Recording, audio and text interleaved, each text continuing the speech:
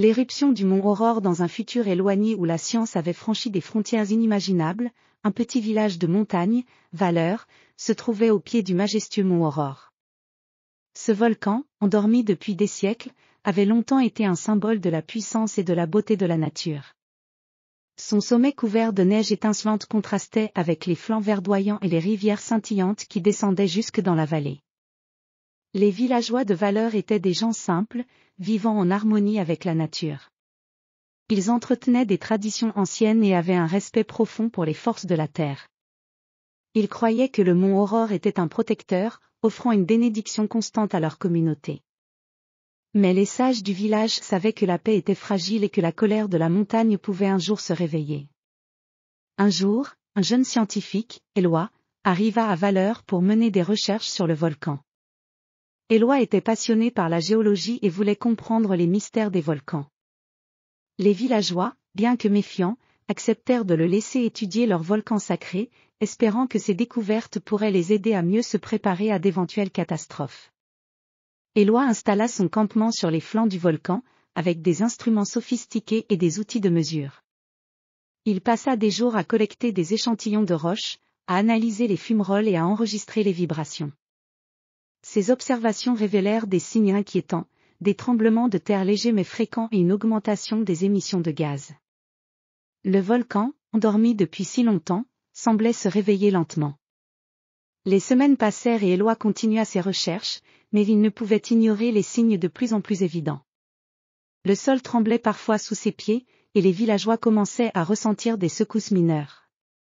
Le climat changea aussi, des nuages sombres commencèrent à s'amonceler au-dessus du mont Aurore, et des pluies acides commencèrent à tomber sur les cultures. Un soir, alors qu'Éloi travaillait tard dans son laboratoire improvisé, une détonation retentit. Le mont Aurore entra en éruption.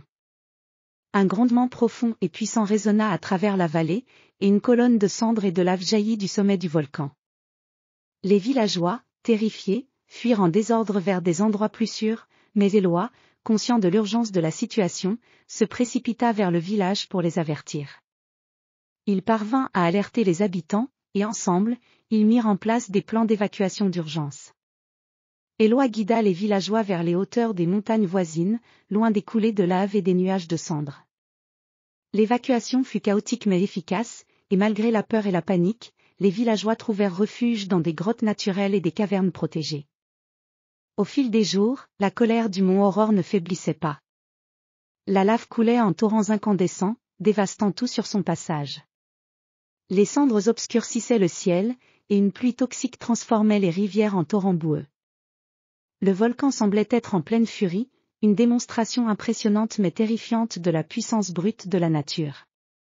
Éloi, toujours avec les villageois, travailla sans relâche pour surveiller les conditions et offrir son aide. Grâce à ses compétences scientifiques et à son calme en situation de crise, il put fournir des conseils précieux sur la manière de se protéger des dangers. Il montra aux villageois comment filtrer l'eau contaminée et fabriquer des masques pour se protéger des cendres. Après plusieurs semaines de lutte contre les éléments déchaînés, le mont Aurore commença enfin à se calmer. Les éruptions devinrent moins fréquentes et moins violentes, et les cendres cessèrent de tomber. Les villageois sortirent lentement de leur cachette, examinant les dégâts causés par l'éruption. Le mont Aurore avait transformé leur monde, mais il avait également révélé leur résilience et leur courage. Les infrastructures du village avaient été gravement endommagées, mais les habitants avaient survécu grâce à leur esprit communautaire et à l'aide précieuse d'Éloi. Le volcan, bien que toujours actif, était maintenant sous étroite surveillance, et des mesures étaient mises en place pour prévenir de futures catastrophes. Éloi, quant à lui, décida de rester à Valeur pour aider à la reconstruction et pour continuer ses recherches sur le volcan. Sa passion pour la géologie et son dévouement envers les villageois avaient fait de lui un membre précieux de la communauté. Le mont Aurore, bien que toujours une force puissante, était maintenant observé avec une compréhension plus profonde et un respect renouvelé pour la majesté et la dangerosité de la nature. Dans cette nouvelle ère, Valeur apprit à coexister avec la force indomptable du mont Aurore, se préparant à affronter les défis futurs avec la sagesse acquise de cette éruption monumentale.